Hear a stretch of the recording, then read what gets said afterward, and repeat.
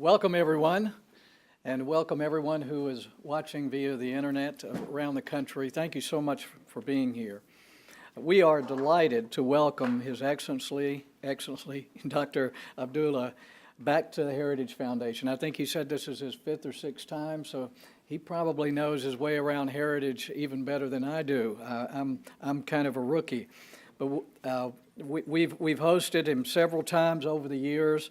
But we're particularly honored to have him and his distinguished delegation with us here today. I'd like to congratulate Dr. Abdullah and President Ghani for achieving the breakthrough political agreement that led to the establishment of a national unity government last fall. The agreement demonstrates that Afghan leaders, like Dr. Abdullah, are willing to compromise for the sake of peace and stability of their country. That kind of leadership bodes well for Afghanistan's future and inspires hope that the country will find its way forward, despite years of conflict and instability. Shortly after the unity government assumed power, it signed a bilateral security agreement with the U.S. and a status of forces agreement with NATO, thereby allowing the U.S.-led coalition to effectively continue its security partnership with Afghan forces. We at the Heritage Foundation are pleased that the White House has finally agreed to reconsider the timeline for the withdrawal of U.S. forces. And I think this trip will certainly help that process. It now seems likely that the U.S. will leave in place approximately 10,000 troops currently stationed in the country for at least another year. We have long called for the administration to do just this.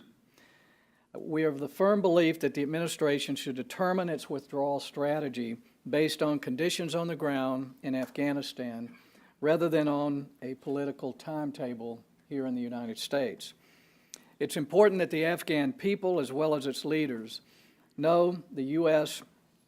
will stand with them in their fight to ensure the country never again turns into a safe haven for global terrorists.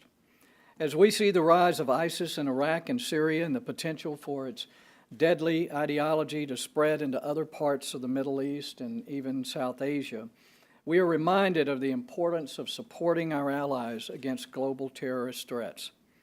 As they have taken the lead in security operations, Afghan security forces have shown their mettle. They have been able to beat back a determined insurgency and prevent the Taliban from retaking territory throughout Afghanistan. This has been achieved, unfortunately, at a very heavy cost in terms of Afghan security forces, the casualties that they have taken. And our continued support, whether it be training, advising, equipping, or funding the Afghan forces, is essential to make sure that they are capable of dealing with the enemy. But as Dr. Abdullah argued in his recent op-ed jointly with President Ghani, Afghans are not asking the U.S. to do their job for them. The ultimate goal is Afghan self-reliance. Before I turn the floor over to our honored guest, let me tell you a bit about his background. Dr. Abdullah was involved in the national resistance against the invading Soviet forces in the 1980s and also served as foreign minister for the Northern Alliance when it opposed the Taliban rule in the late 1990s. Following the ouster of the Taliban by the U.S.-led coalition in 2001, Dr. Abdullah was selected to serve as foreign minister in the Karzai government, a position he held until 2006. He was a presidential candidate in 2009, but he opted out of the second round of the polls due to concerns of transparency and the credibility of the process. Dr. Abdullah has pledged his commitment to reforming his government and rooting out corruption. With his demonstrated leadership and integrity, I'm confident that he will live up to the pledges. Now, please join me in giving a warm Heritage welcome to Dr. Abdullah.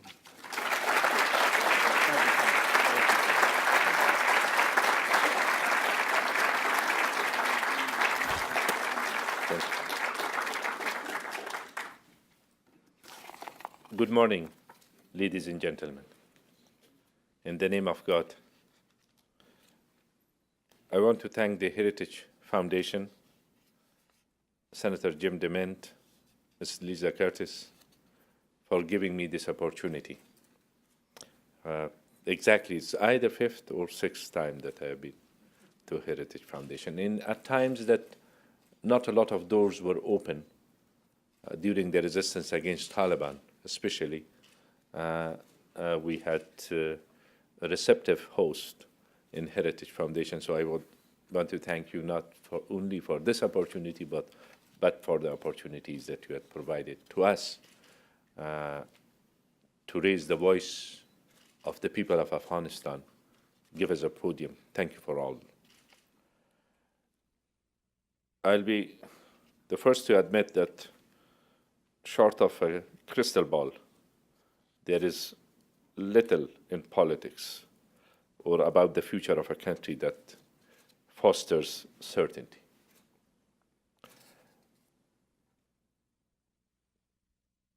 Here I see friends which have been with us since the time of the resistance against the Soviets. Was it 1987 or I met Richard McKenzie in one of the most remote villages in northern Afghanistan, in Badakhshan, and he was a journalist at that time. The name of that village was Pinawi, 3 houses, 1 or 2 houses, I think. And he called it the big metropolis of Pinawi. And many friends who have been with Afghanistan, have been supportive of Afghanistan, I see their faces. I want to thank you, thank the American people, the American administration, the American Congress, for its continued support to Afghanistan. Towards the end of 20th century, in our struggle against the Soviet Union, and at the beginning of 21st century, in our struggle against terrorism in Taliban and Al-Qaeda.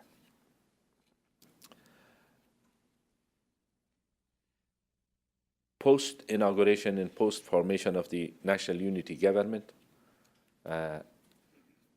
which was the result of a very interesting rounds of elections, to put it modestly. There was a new chapter in our relations with the United States.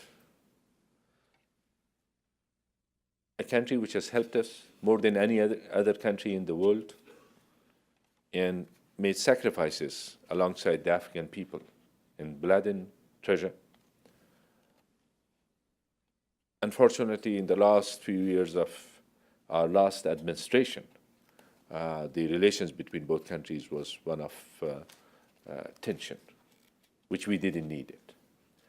We missed some opportunities during those years. Bilateral security agreement was not signed. Status of force agreement with NATO was not signed.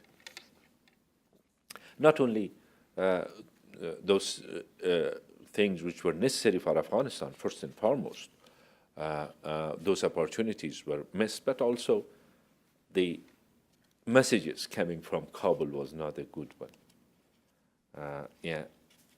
The unity government led by President Ghani, which I myself is a chief executive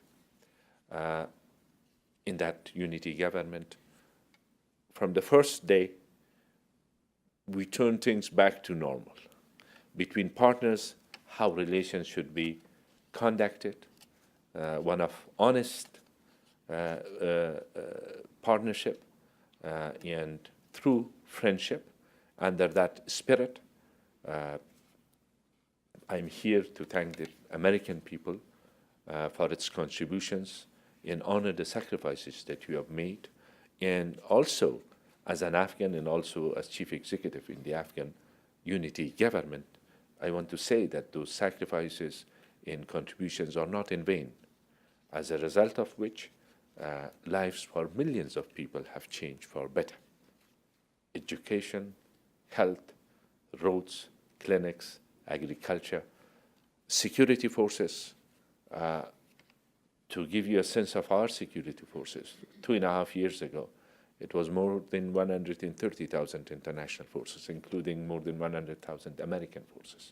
Now there are 12,000 international forces positioned in Afghanistan. So the security forces of us were raised with the help of thousands and thousands of your servicemen and women in that remote part of the world.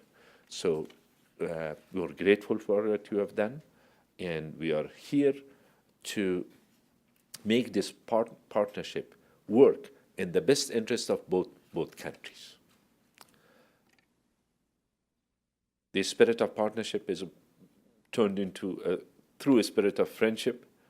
The working relations at different levels within Afghanistan and also between our leaders has developed positively, and also within Afghanistan, the hopes that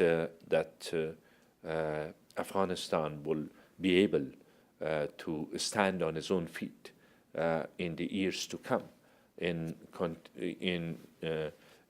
go through the path of self-reliance in the upcoming 10 years, with the help in cooperation from our international partners led by the United States. Those hopes were revised. That means there is a great opportunity created there, coupled with lots of challenges that we have to address in the coming years to come. The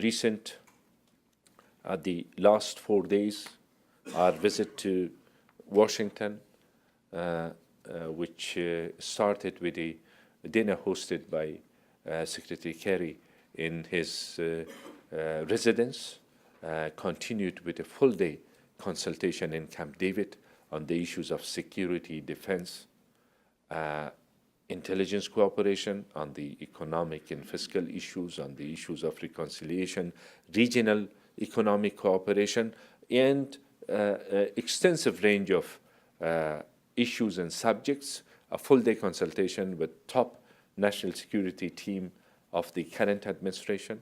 That was a day to remember, and that is a day that will have its impact for long times to come, because of the quality discussions and subjects which were discussed there, and decisions which were made. Then a full day in White House, and I would like to thank President Obama for his decision to show flexibility as far as the portfolio of the forces through 2015 is concerned. That was an important decision. The asking for budget support for our forces for 2017, that was another decision. And then economic support, financial support based on incentives, based on conditions for the government of Afghanistan, and revival of the mechanisms which existed earlier. For example, consultations between Pentagon and our Ministry of Defense. There was a mechanism, but it was halted. In the past 3 years, those consultations had not taken place, again, due to the situations back home and the missed opportunities back home, I should call it. Another mechanism between the State Department and our Ministry of Foreign Affairs, creation of an energy task force, and from the other side, commitment of Afghanistan to reform in the areas of governance and fighting corruption, and also assuming responsibility and as far as issues of governance is concerned, and an assurance from our part that the unity government is an enduring phenomena rather than something for a specific period of time, and a sincere and serious commitment on our part to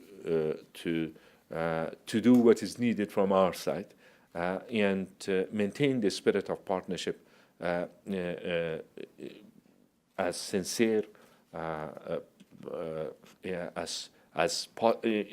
possible, in also in raising our, talking about the challenges that we are faced with honesty, in talking about the opportunities that are there with a sense of fortitude. This is what was reflected in the address by President Ghani yesterday, his joint address to the Congress, which was a reflection of the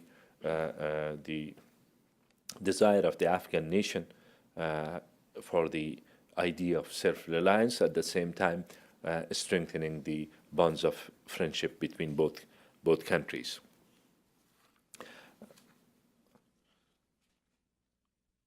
As Chief Executive, I tend to have a little bit more insight to the situation within Afghanistan than other colleagues of us, with the exception of the President, of course. Now what was decided here in Washington, what was announced here in Washington, you are aware of it. The situation back home, if we focus on the challenges that we are faced with, for example, the upcoming few months, security challenges, fighting season, those challenges are overwhelming. When you look at the opportunities which are there, those opportunities are also endless. It is in this spirit that the unity government is started functioning, not only dealing with the priorities within Afghanistan, but also laying the foundation for better relations in the region, in the neighborhood. Those are efforts made by us, and we will continue to make those efforts with the hope that countries of the region look into the menace of terrorism, in extremism, and radicalism as a joint common threat, and deal with it and address it. And also creating circumstances where countries of the region can benefit from the opportunities which are there. And happy to report that a few days ago, the steering committee for the TAPI, which is Turkmenistan, Afghanistan, Pakistan, India gas pipeline project, had made headways. Should we continue with the same pace, it will be 4 to 5 years before we have gas in pipeline moving from Turkmenistan through Afghanistan to Pakistan and India. These are some of the things that has been, some of the undertakings and some of the progress which has been made. The people expect us to deliver sooner than later. The legacy that we have inherited is one which is difficult,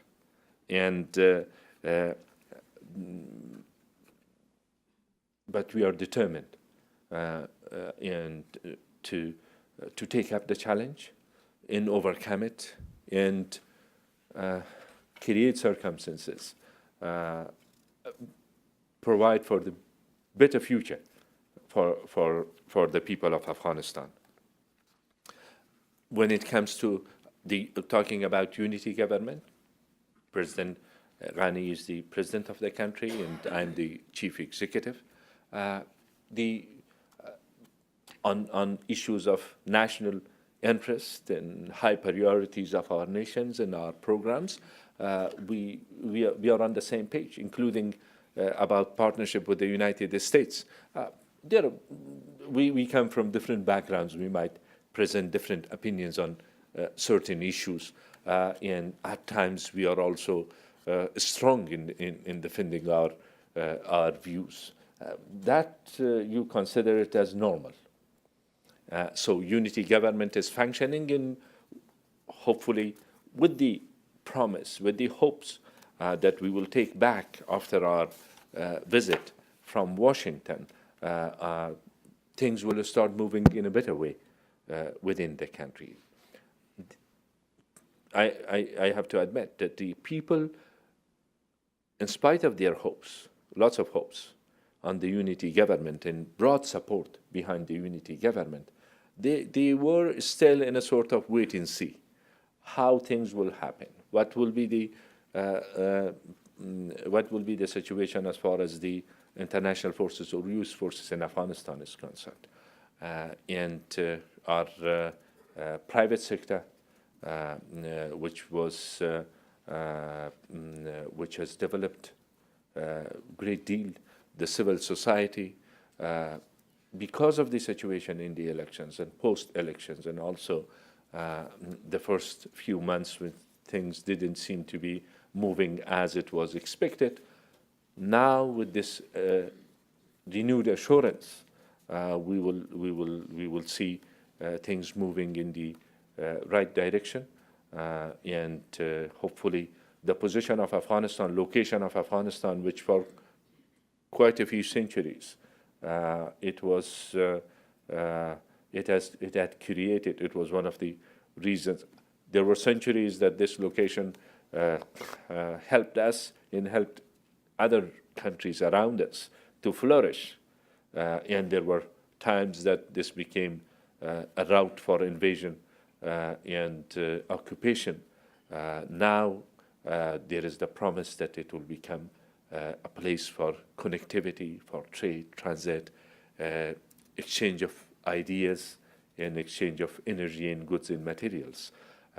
This is our vision for the future of our country and our region, and the path ahead of us, with the support of our own people and with the strong bonds of partnership that we have built with the United States and in countries who have helped Afghanistan, and also the efforts that we have made in the region. Hopefully, this will be better than what we have inherited from our earlier generations. That's how I see it. I will never underestimate the challenges that are ahead of us, but at the same time, it's a unique opportunity as well. And for two of us, President Ghani and myself, the opportunity can never be better. Two of us have the majority support throughout the country, which was not the case earlier in Afghanistan. Two of us present a vision for Afghanistan, for a stable, democratic Afghanistan, a country which lives in peace within and without, and respects the human rights and women's rights. These are ideas that our people will support, and hopefully the years to come, we see the materialization of the dreams of the people of Afghanistan. The task ahead of us with our partners, things which we discussed, how to enable the Afghan security forces to be able to deal with the challenges that we are faced with. This is one of the areas of discussions in the past few days, including enablers, including train and assist programs. That will help us to protect the gains of the past 14 years, which is the result of many sacrifices. I mentioned sacrifices of your people as well as our people.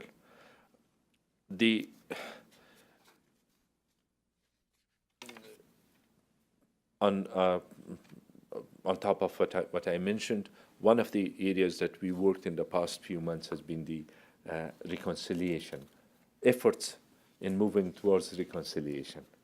Though so far negotiations has not taken place between Taliban and our government representative, but the ground is being prepared for it. What would that mean?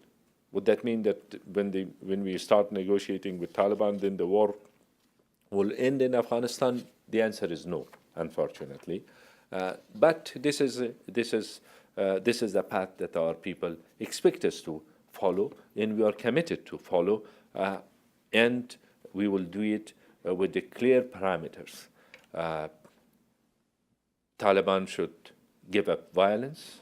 They should sever their links with terrorist groups and respect the Constitution of Afghanistan.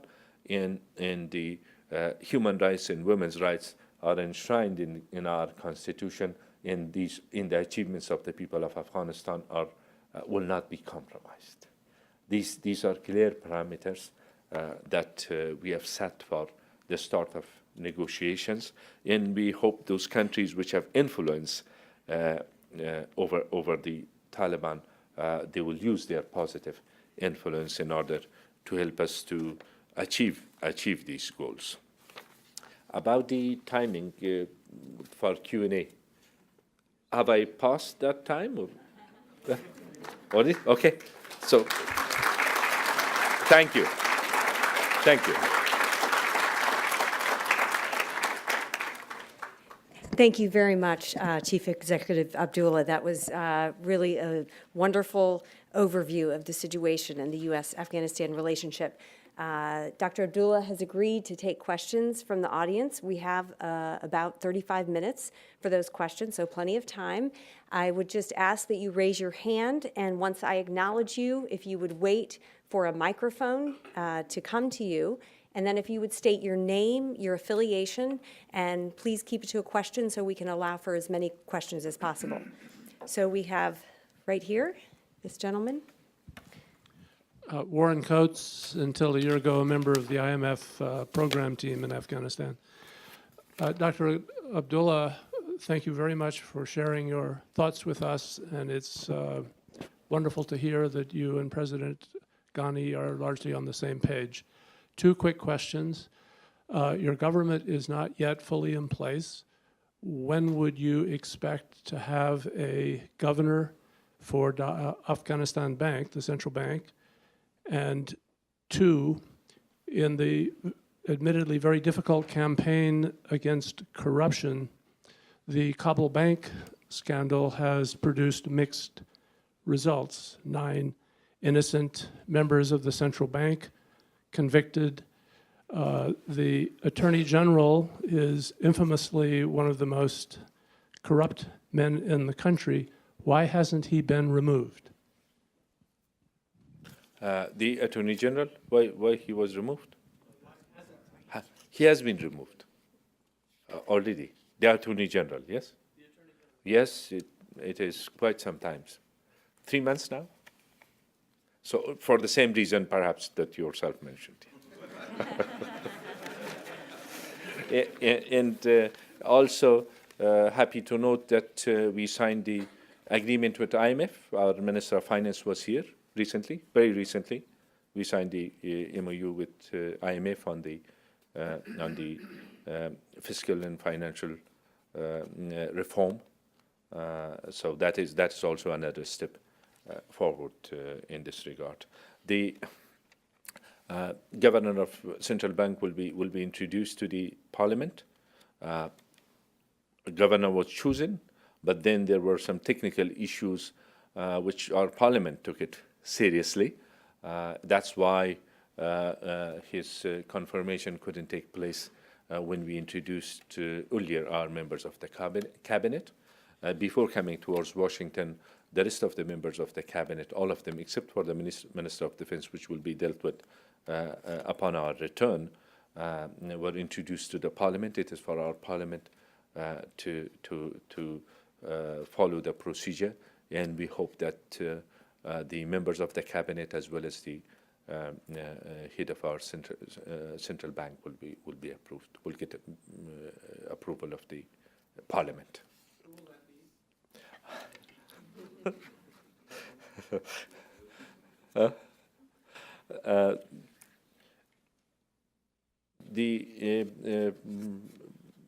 Hopefully that I will give you the characteristics.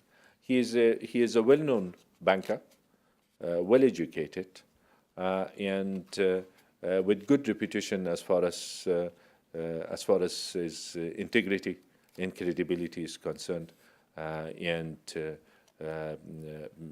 we hope that he will get the approval with the parliament. Next question, right here, the gentleman in the second row.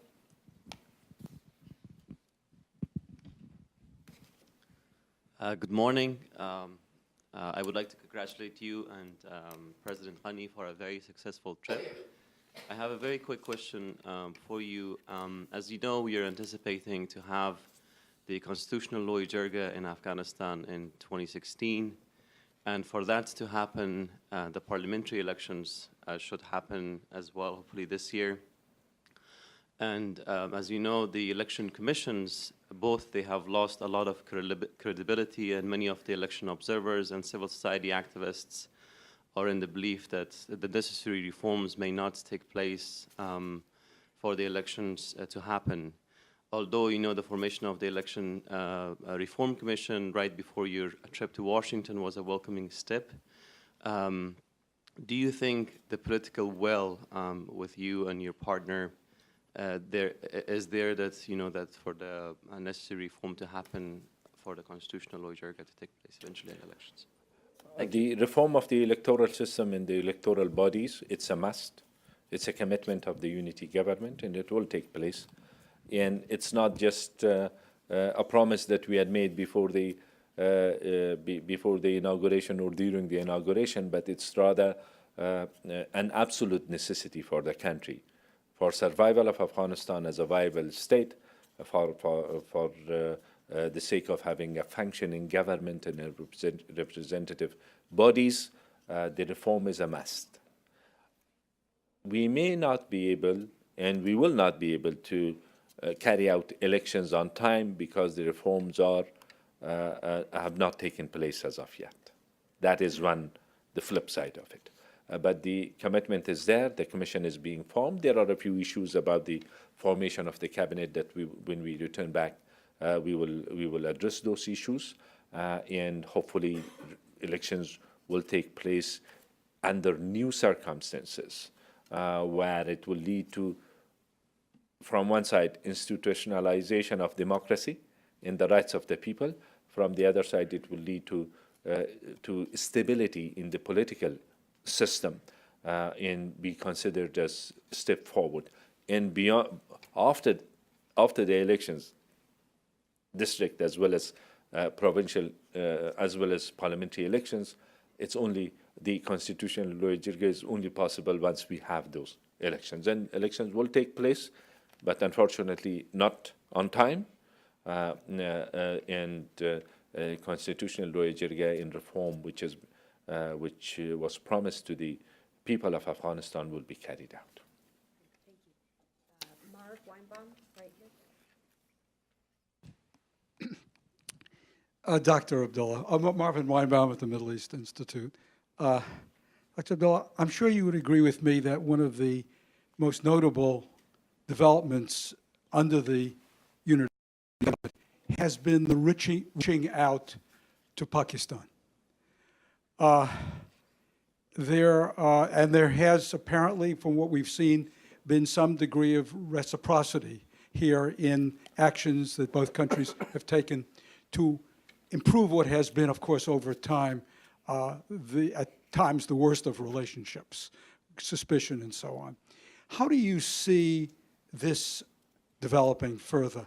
But not just with respect to delivering perhaps the Taliban to negotiating with the government, but also perhaps cooperating in addressing the challenge that's presented by the Taliban on both sides of the border. What do you think, Marvin?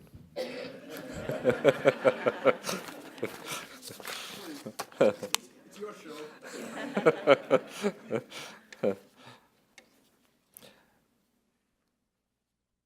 We have made the right efforts.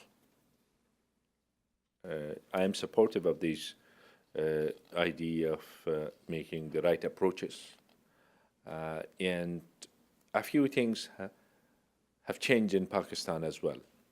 There is a new government, relatively new government, Prime Minister Nawaz Sharif, and also the military leadership is new, General Rahil Sharif.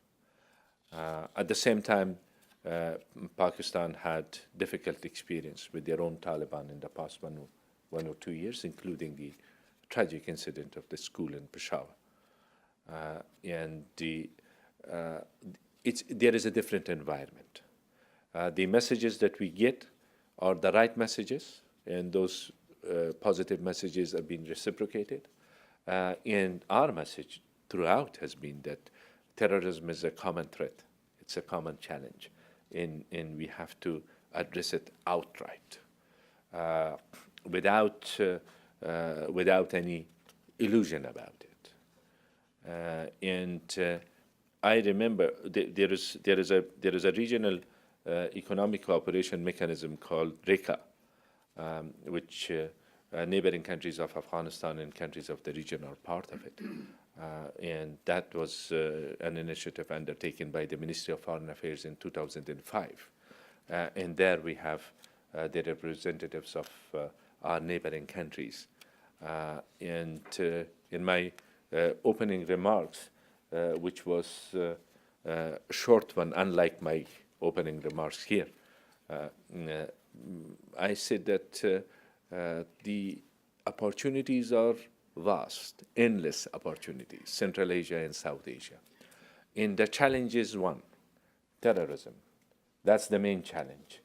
And unless we all make an outright decision, a sort of black and white decision, that we are not using terrorism as an instrument for achieving foreign policy objective, we might miss another opportunity, another historic opportunity. Those lessons are before us at this stage. And here is we lay our hopes upon. Progress, positive developments has taken place in relations between both countries. But the road ahead is a long road ahead of us. Still, we will have to make even further efforts. It's not just bringing Taliban to the negotiating table. There is the issue of sanctuaries. These are on the security side of it, on the negative aspects of things which are hurting us, and at the same time the opportunities. I mentioned just one example, which is this gas pipeline. There is the electricity transmission line from Central Asia, from Kyrgyzstan, Tajikistan, through Afghanistan to Pakistan. There are joint electricity projects, Kona River, which could have been a source of dispute, but we can turn it into a win-win situation by having a joint project which will address the energy needs in Pakistan as well as ours, and we all can benefit from it. So there are lots of scopes of cooperation, trade and transit in all of it. But to materialize these things and to translate these things into circumstances where it helps security in Afghanistan and security in the region, we are yet to see it happening. David Sedney. David Sedney, formerly with the U.S. State Department and U.S. Defense Department. First of all, I want to congratulate you, Dr. Abdullah, and your partner, President Ghani, on, I think, a highly successful visit to the United States. You needed to rebuild credibility, rebuild trust, restart the relationship, and I think you've succeeded exceptionally well. And I wish you, both congratulate you and wish you well. My question, however, goes from the large to the local. Over the years, particularly in recent years, I've had the opportunity to hear from and even hear directly from people who have supported the Taliban. And whether it's in Zabul and Kandahar or Badakhshan and Konar, those who support the Taliban point to failures at the very local level, local governorship, abuses, seizure of land, forced marriages of daughters, physical torture by local authorities as the main reason they support the Taliban. I would be very interested in your views and what you and Dr. Abdullah plan to do to try and address these concerns on the very local level in Afghanistan. You mean Dr. Ghani? I mean Dr. Ghani. You and Dr. Ghani. What did I say? Dr. Abdullah. Dr. Abdullah. Sorry, Since Dr. it's Abdullah twice. I did that. A lot of people get the names wrong. Yes. Thank you, David. And you were part of the developments in Afghanistan, and at different times and circumstances you have served our country, and also when you were based here in Washington, you have always maintained an interest and support, and thank you for that. And this is one of the factors, the local circumstances, but which we have to address it anyway. This is our responsibility. Issues of governance, rule of law, corruption, whether it is in the areas which Taliban have some influence or in other parts of the country. But this couldn't be like translated into the main factor for creation of Taliban. I'm sure you didn't mean it that way. So we have to address these issues as part of our duties and responsibilities and commitments towards our people. And that also, that's not also limited to the areas where in the vicinity of Taliban or under the influence of Taliban. That's throughout the country, from Kabul to the furthest parts of the country. Governance, we had setbacks in the past few years. It started well, with lots of expectations from the people and lots of time that the people gave us in order to improve the situation. But our government was not able to fulfill the promises that it had made to the people. That has led to the dissatisfaction. And then in between, criminal groups as well as terrorist groups and groups like Taliban have taken advantage of that. It is part of the reform agenda. It takes political will, which is there. It takes leadership, program, processes in place, regulatory reform and reform otherwise. But this is a very critical issue. And in parts of the country, disputes, the events which has taken place, you don't find any justification for it. And that has led to big resentment amongst the population. Unfortunately, that has not pushed the population towards the Taliban because the people had experienced the rule of Taliban. I remember during Taliban rule, which I was representing the resistance against the Taliban at that time, coming to Heritage Foundation, a colleague of mine, which passed away a few weeks ago, a good friend of us, Harun Amin, which was our representative at that time in our charge d'affaires at the beginning after 9/11.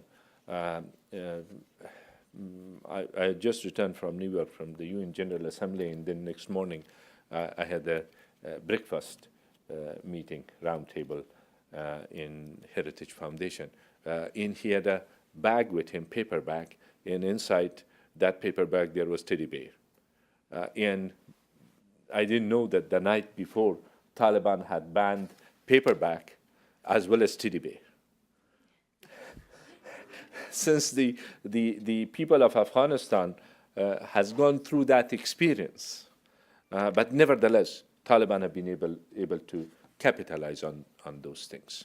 But as a phenomena, Taliban in itself, they want to replace the Islamic Republic of Afghanistan, which is our constitution is based upon, into Islamic Emirate, which is their rule.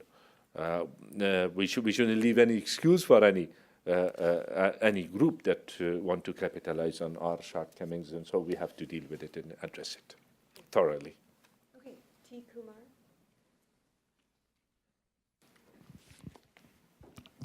Thank you very much. Kumar from Amnesty International. Congratulations for your new chief executive post. My question is about your meetings you had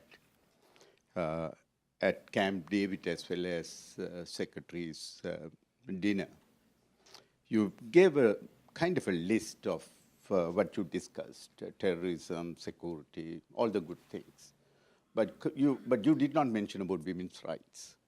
As you are aware, I did at the beginning, I think. not about the discussions you had. No, I mentioned about human rights and women's That's rights. in the end that Afghan people want. That's Sure. different. I am talking about whether at Camp David, whether it was discussed, even though it may have been discussed, you didn't mention.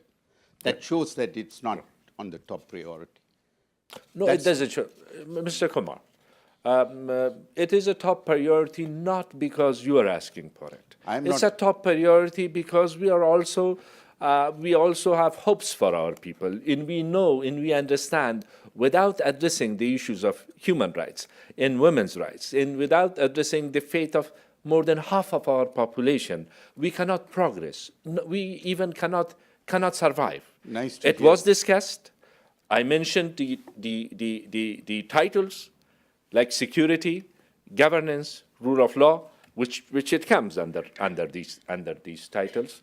But it does not mean it does not suggest by any means that it is not our priority, or it was not. In the Congress, it was raised by the senators and congressmen. In the White House, it was raised by President Obama himself. In Camp David, it was raised during our consultations. Well, that's very for nice your to- assurance. Okay. That's very nice to hear. I have a quick yes, follow-up. No, I just Okay. want to. Okay. You have, if you can prove that you're very serious about women's rights, there are 3 vice presidents in Afghanistan. Can't you make one of them a woman? Thank you. One of the vice presidents. One of the vice presidents. There are 3 vice presidents. So with all due respect, there are 2 vice presidents. Okay. Had it been 3, the third one will be a woman.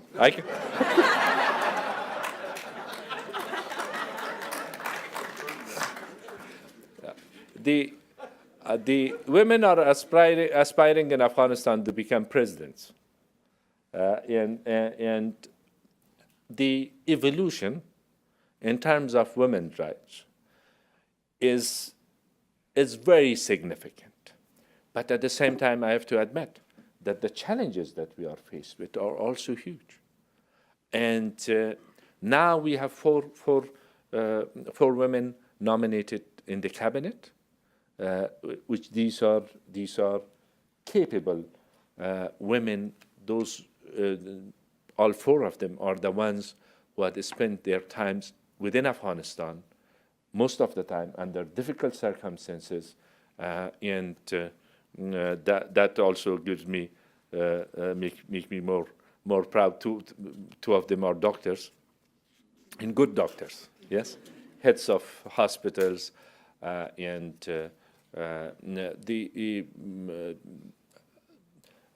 these are the steps which we have undertaken, and this we will never lose sight of this for our own sake, and this is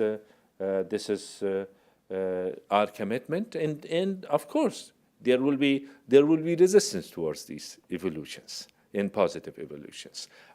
The achievements of the past 13 years, 14 years, it has not come automatically. It has been as a result of lots of efforts, lots of political capital invested here, but I can assure you that this will be a top priority, and it has been a top priority throughout our discussions here in Camp David, in White House, as well as when we met with the leadership of Senate and Congress and majority leaders.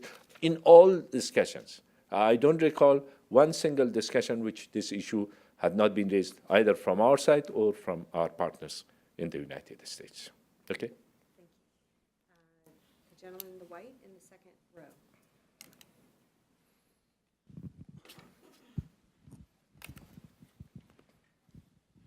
Thank you so much for coming to speak to us, and thank you for your gracious and sincere remarks about the state of American-Afghan relations.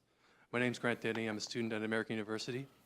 I was wondering if you can talk about any initiatives by the new unity government to build confidence in foreign investors to invest in Afghanistan on issues such as security, corruption, and infrastructure?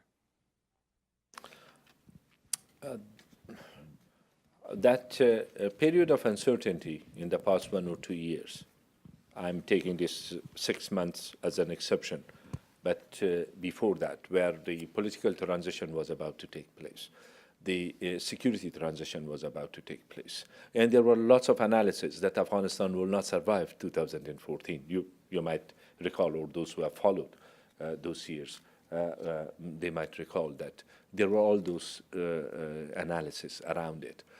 And that kept the investors away. Now with the renewed opportunities, I'm not saying that everybody is rushing towards Afghanistan, but they are watching. We have to take steps, regulatory in providing the right regulatory framework, and also bold the steps in dealing with corruption. Then there are certain other issues which have to be addressed. The infrastructure, energy. I mentioned the examples of it. And unless these things comes, it will be sometimes before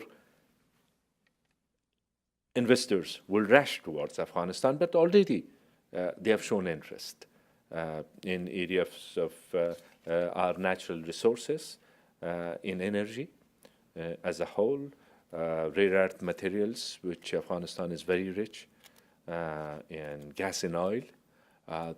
Interest has been shown. That period of uncertainty has affected those intentions adversely, but nevertheless, with the progress, with the assurance that will be coupled with the decisions which were made on the security field, all of these will affect the attitude of the investors towards coming towards Afghanistan. Gentleman over here in the brown.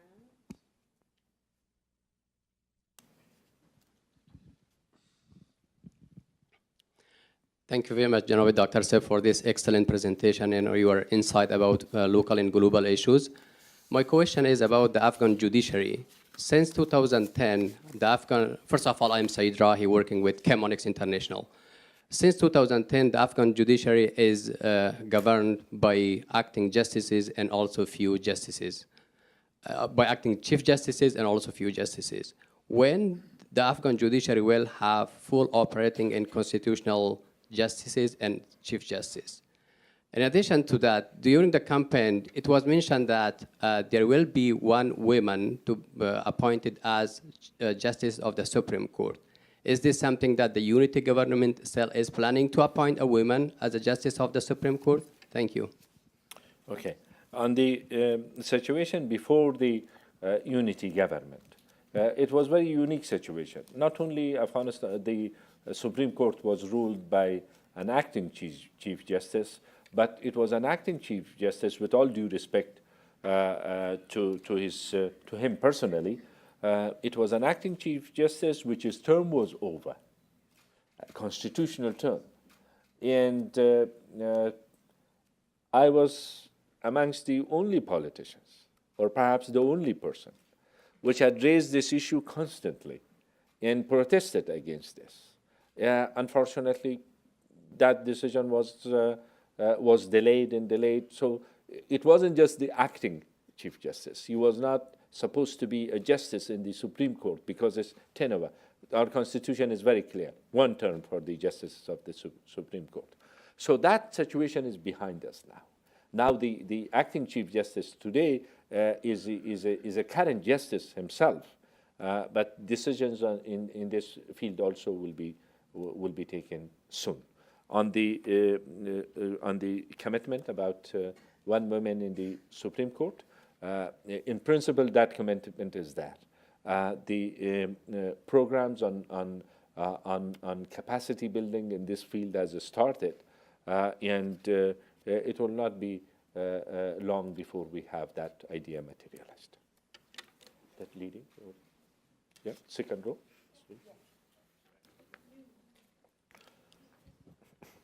Hi, I'm Martina from American University. I read in a Norwegian newspaper yesterday that 3 representatives from the Afghan Taliban attended a peace conference in Oslo 2 weeks ago, along with representatives from the Afghan government.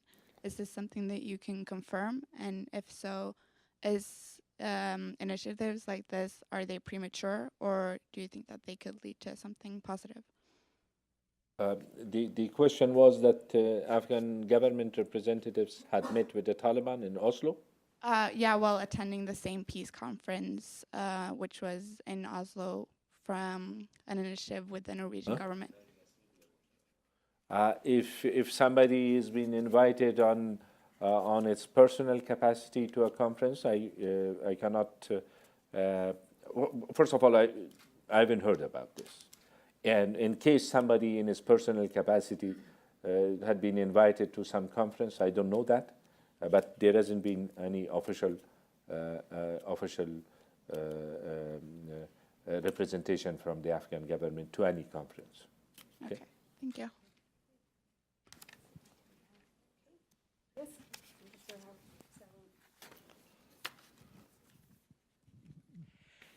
I'm a retired diplomat, Harsarup Singh. It's very gratifying to see that our relations, India's and Afghanistan's relations, are doing very well. And this is in the epics, it's mentioned these are historic relations. There have been some pressures from a country in the region who will remain nameless to hold back. From my understanding, from the Indian foreign policy point of view, India is willing to do more. I understand. I'm not part of any policy making now.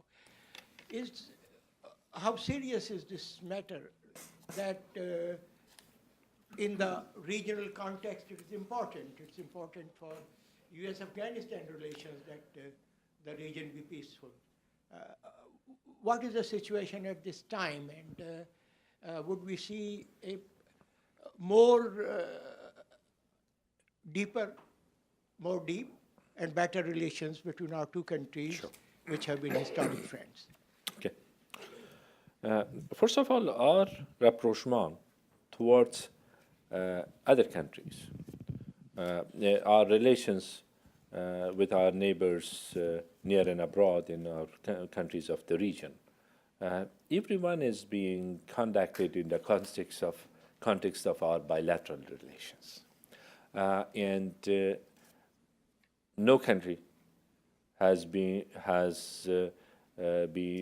be allowed or has been allowed to decide for us to have relations with which country, better relations or not better relations with which countries. The conduct of our foreign policy based on our national interest in independent foreign policy. That is what we have done. For example, if you consider the context of our relations with different countries, then you will see that countries which have good relations and friendly relations with Afghanistan, in the context of their own bilateral relations, there have been diversity in this regard. That examples are very clear in this regard. So the independent foreign policy is something that we will not compromise as a whole, as a matter of principle. When it comes to India, India has helped Afghanistan in the past 14 years and will continue to be a partner and continue to be a strategic partner with Afghanistan. And we have signed a partnership agreement with India, which is a comprehensive one. In a scope of relations between both countries are very broad and can only grow further.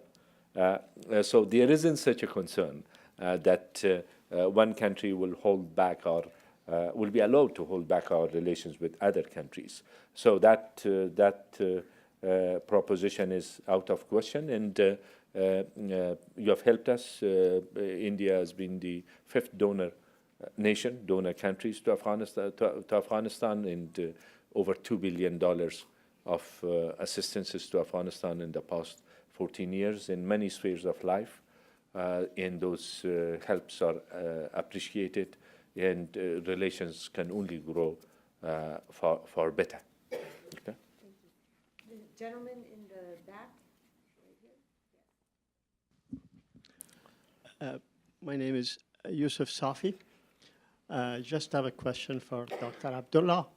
The question is that Taliban and other extreme groups have been the bad guys in Afghanistan the last 20 years. What makes them to be good now that they are trying to integrate to Afghan society, and what benefit Afghanistan will get from them regarding the peace process, progress, and also the democracy? So that's a question I got, and I'm concerned their participation in today's Afghanistan and joining the government might not benefit the Afghan government and also the region. The past 18 years or 20 years since the emergence of 20 years since the emergence of Taliban, the fighting has been going on, and throughout this period, there have been efforts to stop fighting in line with the idea of stopping fighting and trying to find a peaceful solution. Even during the resistance against the Taliban, which we were resisting against the Taliban, and I was representing the Afghan government at that time, and 1 or 2, 3 countries recognized Taliban as the official government, their representatives, and the rest of the countries, including United Nations, we were representing the government there. Even during those difficult days of resistance, there were talks. And this is provided that the parameters are very clear for the people of Afghanistan, provided that the assurance is given to the people of Afghanistan that their rights and achievements will not be compromised. It is necessary to keep the door open and to make effort in order to get them to the negotiating table. That is the demand of the absolute majority of the people of Afghanistan. Where it will lead, where it will take us from that point, them coming to the negotiating table does not necessarily suggest immediately them coming back to rule Afghanistan or part of Afghanistan or have or be in the government. That's the start of a process which is necessary. There might be groups which they opt to continue fighting up to the end. There isn't much that we can do. There might be groups that they want to come and be part of the political process rather than pursuit of violence against its own people. So this is the idea, then of course fighting war is not something that a nation will opt for. Our people are suffering because of the war. Yesterday there were casualties in the center of Kabul. The day before yesterday in other parts of the country. And so on daily basis, our people suffer because of the war. These efforts are the right efforts. And what it will lead to, it will be a startup of a process once it starts. So to have a picture of a final outcome at this stage, I don't think that that's possible at this stage. Okay. We're going to take one more question, and this gentleman over here. Arif Ansar from Polytech. Dr. Abdullah, I wanted to ask you your views about Daesh, IS. There is a lot of hype about it, or maybe it's real. We're seeing that a lot is happening in Middle East, and it's spreading, and the latest news, obviously, is Yemen. How serious is the threat in that part of the world, in Afghanistan, and how is it connected to the reconciliation? Would it harm or benefit? How do you see this? Thanks. Daesh as a whole it's not an imminent threat in Afghanistan at this stage, but it is something that nobody can ignore it in the region and beyond the region. Now it has turned into itself very quickly into a very serious threat in global level. They are after territory in Khilafat, and that idea doesn't have resonance in many parts of the, especially among the governments in our region. And they will turn against every government because of their idea of revival of Khilafat. In this concept, while the threat and the challenge is there for everybody to deal with it, there might be a scope for cooperation between different countries of the region, how to deal with it, and of course seek support from countries beyond the region. So as far as Afghanistan is, and also that puts them in conflict with the local groups which have been operating, for example, like under the umbrella of Al-Qaeda or other terrorist organizations or radical groups. There might be an opportunity in this. In Afghanistan, yes. Why we cannot ignore it? Because already some signs here and there, so we shouldn't let it grow and develop. And also they can utilize the insecure environment in parts of the country. So we cannot ignore it, but it's not a direct imminent threat today in Afghanistan. We shouldn't let the potential to grow. We should keep an eye on it. Thank you. Thank you. I came all the way from Los Angeles, California. There's a possibility, 2 quick questions from Mr. Abdullah. Yeah, that's okay. fine. Yeah. My name is Joey Paimonia from Zareen TV.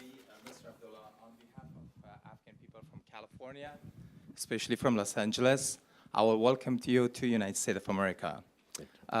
Also, I want to thank you for your service. On this, beside Ahmad Shah Massoud, the leader of the national hero of Afghanistan, that you fought against the Soviet Union and also the Taliban. Personally, I wanted to thank you because you guys are the heroes. You guys free Afghanistan.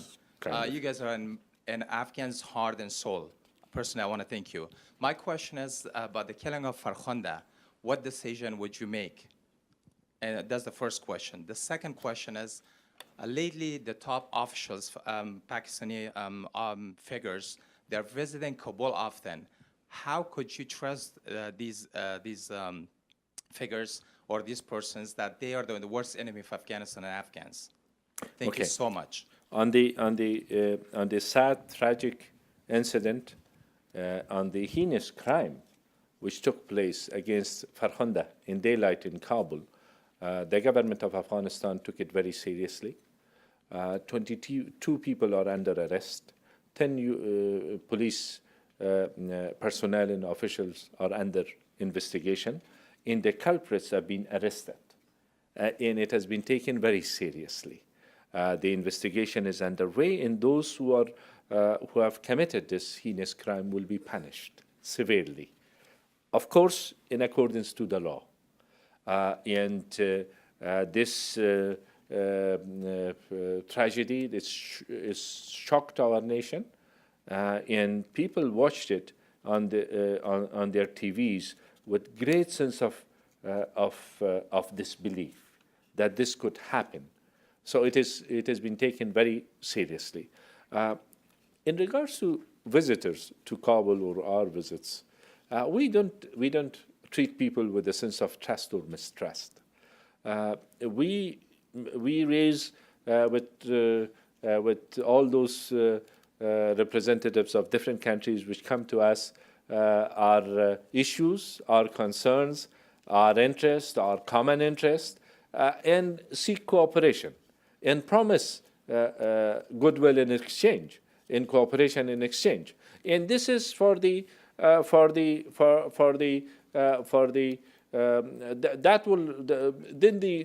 time will prove how it works. whether goodwill from another side is reciprocated by us or our goodwill is reciprocated by the others, the time will prove it. So we cannot judge it at this stage. But in our conduct, we don't have a sort of preperceived judgment, trust or mistrust.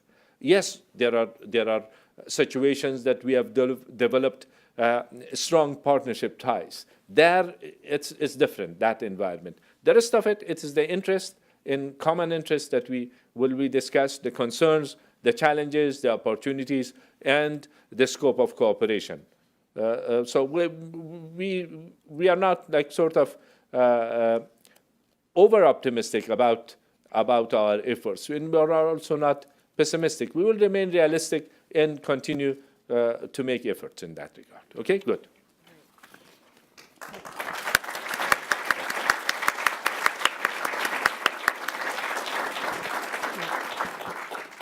We want to thank Dr. Abdullah for coming to the Heritage Foundation and spending so much time with us with his very candid and genuine remarks. Having known Dr. Abdullah for several years, he has been one of the leaders in committing to fighting for the rights of women in Afghanistan. And as we know, the issue of women is directly related to that of security. One of the ways the Taliban tries to consolidate its power is by repressing women. So I am very confident that Dr. Abdullah, in leading his nation, will continue this fight for women in Afghanistan. And I'm sure after today's remarks, you all share with me confidence in the future of Afghanistan with somebody like Dr. Abdullah there in a leading position. So I'm bringing the session to a close. I would like to ask the audience to stay seated until Dr. Abdullah leaves the stage. But will you please join me in another round of applause for Dr. Abdullah? Thank you very much. Thank you so much for coming. Thank you. Stay seated before I thank you once again. Okay. Thank you.